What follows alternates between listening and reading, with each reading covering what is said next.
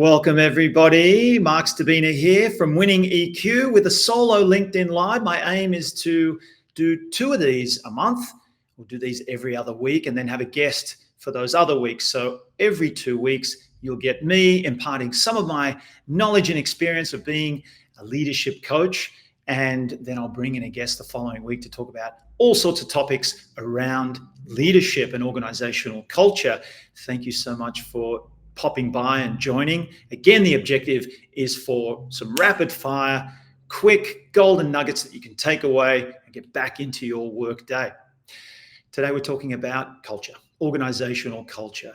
And this really is for everyone because anybody who works or anybody who's part of a team is impacted by this and contributes to organizational or team culture, whether you're a CEO, starting a company from the ground up and forming your culture, whether you're at a C-suite level, also responsible for creating culture and maintaining it, middle management as well.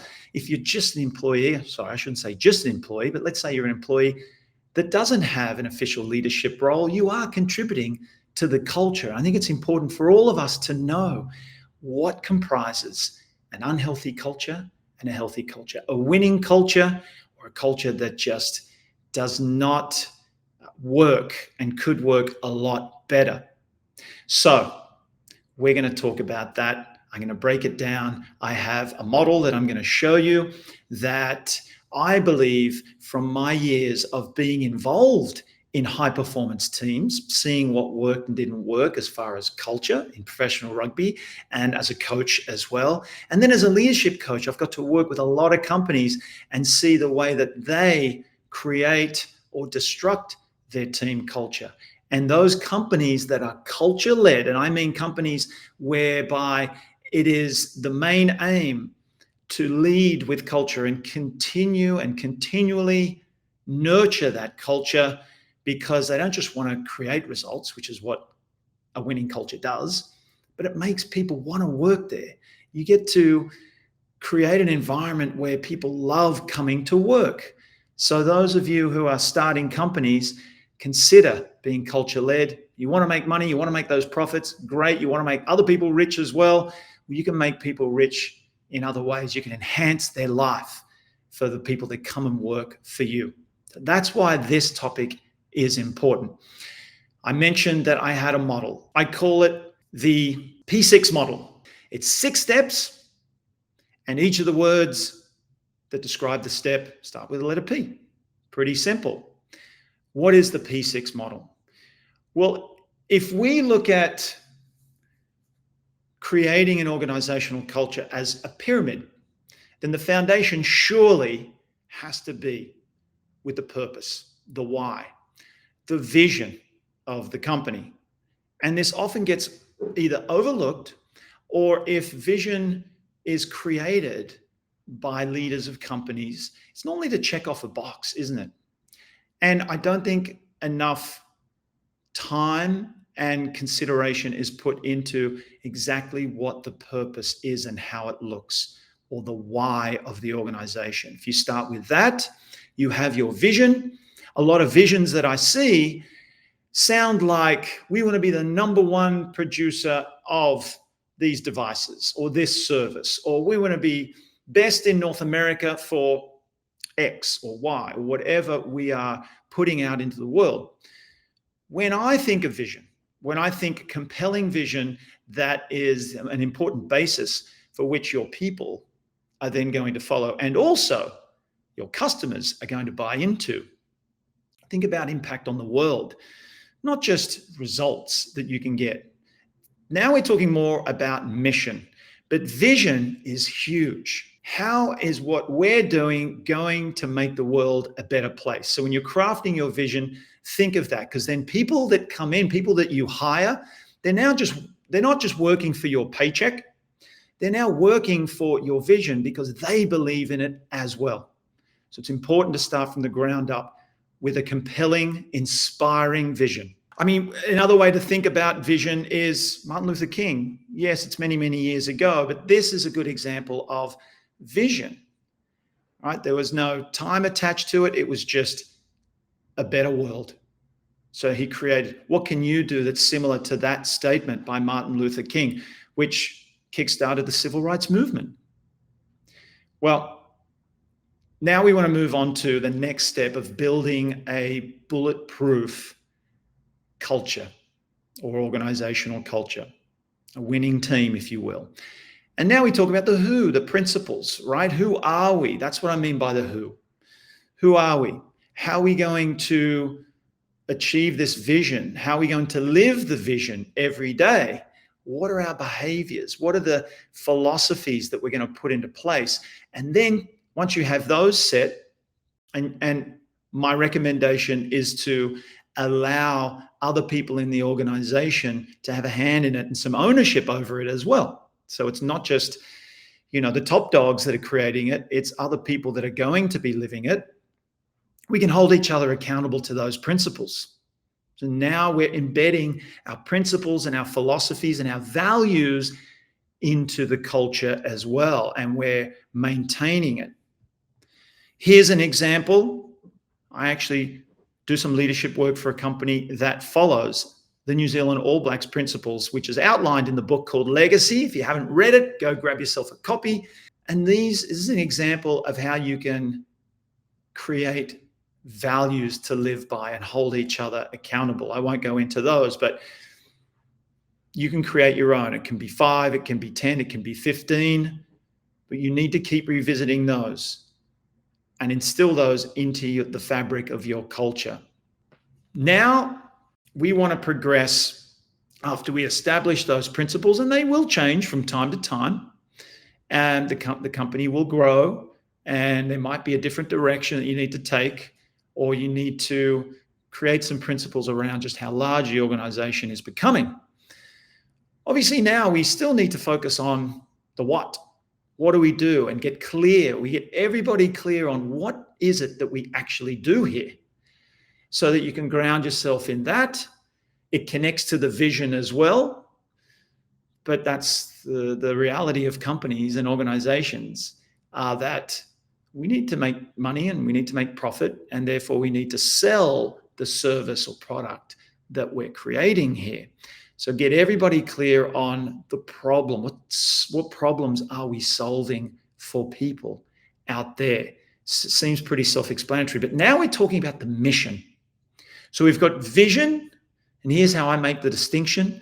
Vision is that larger dream, like Martin Luther King, where we're trying to make the world a better place. What does that look like with what we do and what we contribute to the world? And now we get to the nitty-gritty of our service and product, and we're like, right, this is our mission now.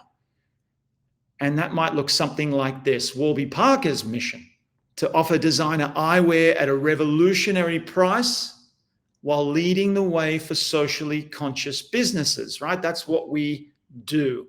There's a little bit of vision in that, but it's also quite specific and a bit more present day with how we are going to operate. And all of our people connect to that. So that was the what, that's the problem. Obviously, we get into the processes. We've got to figure out ways to do it efficiently, to do it effectively.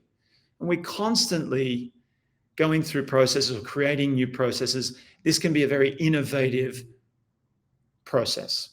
Very, very important. The whole way throughout this, we're obviously focusing on people.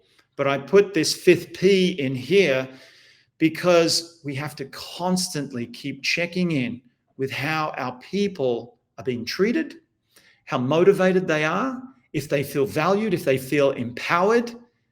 People is what, focusing on people and leading with empathy is what is going to help this work and create a healthy organizational culture. And a couple of examples of people that lead with empathy. I love Simon Sinek's work. And this quote in particular: leadership is not about being in charge. Leadership is about taking care of those in your charge. Taking care of those in your charge. You take care of your people and they will work harder for you. Your results will increase because people are motivated and engaged and want to actually be there. It does sound self-explanatory, doesn't it? And like a no-brainer. But so many cultures out there that are toxic, that aren't healthy, with high turnover of people, is because there's not enough attention being placed on this very thing, the people. Another organization and leader, founder that I like to quote is the late, great Herb Kelleher of Southwest Airlines. He said the same thing. Treat people well and they'll treat you well, especially when times are tough. It's all well and good when times are great and the company's thriving and profits are through the roof and everybody's filling their wallets, eating well, buying up a storm. What about when things go bad, when the economy tanks? What about 9/11, when a lot of airlines went bust because people didn't want to fly anymore? Southwest Airlines, thanks to Herb Kelleher's relentless attention to making sure that his people loved working for him and were having fun as well. And he built trust with his employees, over thousands of them, that it came a time when he didn't want to make any layoffs, but he had to cut salaries. And most of his employees were happy to do that, to ride the storm. The only airline that did not suffer any layoffs. In fact, I think it's in the history of Southwest Airlines, because people dug in and made sacrifices thanks to the founder and CEO of the company treating his people well. So that's people. What's the top of the pyramid here that we cannot neglect? We got to have fun. We got to play. I know that especially during the pandemic, when most companies went online, and creating that connection and motivation and having fun together was challenging, because we're no longer in the breakout rooms in the office. We're no longer by the water fountain or in the kitchen or going straight from the office out for a drink together. We're all at home. So play became difficult, but there are ways for those of you that are still remote to figure out a way to connect to one another in a fun, playful way. I love this quote by George Bernard Shaw, and this applies to our lives, people, not just the workplace, right? We don't stop playing because we grow old. We grow old because we stop playing. We've got to tap into that and encourage that inner child of ours. And there's so many ways we can do it at the workplace. Karaoke. There's lots of programs out there and companies that provide ways for people to come together, even if it's virtually, to have fun. So make it a priority. Make sure people are enjoying their work and they're being rewarded as well. And sometimes just being a little goofy. Back to Herb Kelleher. He loved to have fun and he wanted his people to have fun as well. Talk about goofy. He was always dressing up. He was always doing these pranks. He was always doing initiatives where he got his people. He did like music videos involving his actual staff. He created a rap. Like, he wanted his people to love coming to work. And that'll make you work harder, and that will create bonds within your company that help make it a bulletproof culture. You have to keep nurturing it because we need to maintain this culture. So once again, just to wrap up, folks, we started with the purpose. This is the foundation, right? Why are we doing this? Why are we even here? What's our vision? Let's make sure that we're all aligned and we buy into it. And that's the thing that we're really working for. And then the money, experience, all the other things, the perks that come with the job come next. But we're all connected to that. And we keep communicating that. The problem, now we're talking business. What do we do? What is it we provide? What is it that we create that is contributing to our vision? We're making the world a better place by doing this thing, and we have to connect. So many companies out there, especially as they get huge, a lot of departments, a lot of people are like, I don't really know what I'm doing here. I'm just here, I've got a job. That's great. We all got to get connected with what problem we're solving for our customers out there. Then the principles. Okay, we've got the vision, we've got the mission, which is the what. How do we need to behave? What character do we display around ourselves, with each other, and with our clients and customers? We develop these principles as a way to keep us on track and hold each other accountable to those principles. Too many companies do it to check off the list. They have a bunch of words, they put it on a poster, and there you go. There's our principles. But we're not constantly checking in to see if we're living those principles or if we need to change the principles. So pay attention to the values and principles by which you all operate that's helping you work toward this vision that you all believe in. Process, constantly we're figuring out ways to do things more efficiently, more effectively. And that's a constant battle sometimes. But it's there, and it's important to always figure out ways to challenge each other, to make sure that the process is working for everyone. People. And this is here because we got to lead with empathy. Okay, people throughout, not just step number 5, but it's in the pyramid. It's there because it's so important that we keep checking in and making sure that our people have what they need. We've created a safe space for people to express what they need. And we're making sure that everybody's feeling valued and empowered. And that's a constant, right? So this is a cycle. This isn't just a one-off thing as we create this pyramid and then we set it and forget it. And then play, the little cherry on top, the top of the pyramid, which once again, we thread throughout this fabric of the culture. Got to have play, people. Okay, we've got to make sure that we're all tapping into our inner child, creating and encouraging a space where people can express themselves in a fun way. And that just creates deeper bonds with one another, more trust. And now we spend so much time at work. So much time, a big chunk of our day, therefore a big chunk of our lives working for companies, whether we're in the office or we're at home, putting a lot of hours of our day into these organizations.